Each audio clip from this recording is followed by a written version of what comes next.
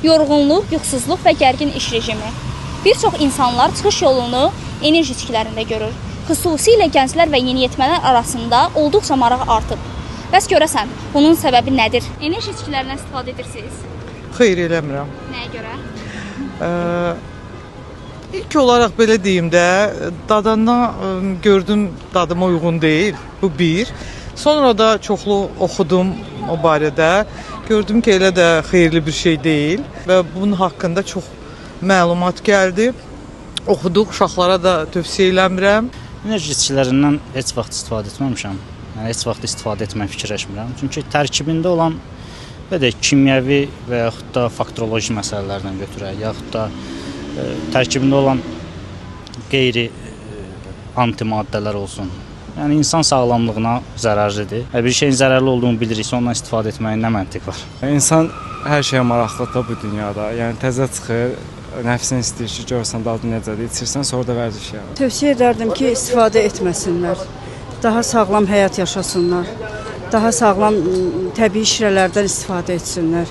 Yəni bildiyimizə görə çox ziyanlıdır. Ən çox da yeniyetmələrimiz xahiş edərdik ki, bunlardan istifadə etməsinlər. Enerji içkiləri bir çox insan üçün sadəcə içki deyil.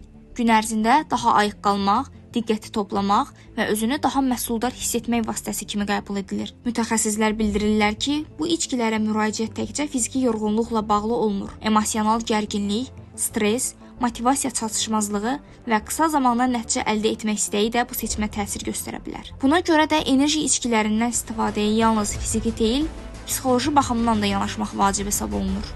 Enerji içkiləri əslində kənardan enerji verilən bir vasitə kimi görülsə də, ancaq yeniyetmələrin həyatına müvəqqəti olaraq sinir sisteminin stimullaşdırılması deməkdir. Müvəqqət də deməsin, zərərli, süni şəkildə bir stimullaşdırmaq deməkdir bu.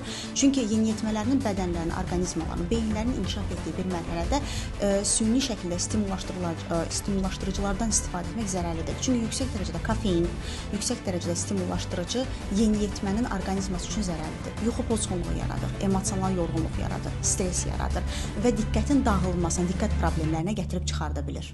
Bundan əlavə olaraq isə çözüm olaraq mütləq dərəcədə sağlam yuxu, sağlam qidalanmaq və fasiləli olaraq istirahət edilməlidir və asıllıq yaradacaq o enerji içkilərindən uzaq durmağı özünə bir məsləhət bilməlidir.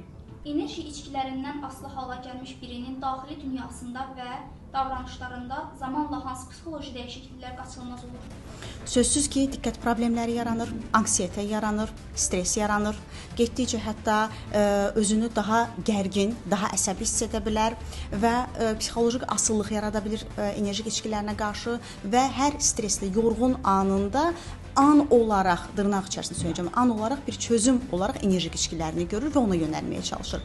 Biz burada unutmamalıyıq ki, əslində enerji bankada deyil. Enerji bizim psixolojik olaraq sağlam olmağımızdadır, fiziki olaraq sağlam olmağımızdadır və bizə asıllıq yaradan, ruhsal olaraq, fiziksel olaraq bizə ağırlıq verən, zərərli verən məhsullardan, içkilərdən mütləq dərəcədə uzaq durmalıyıq. Çünki bizim ruhsal sağlığımız, fiziksel sağlığımız hər şeydən önəmlidir, bunu unutmamalıyıq.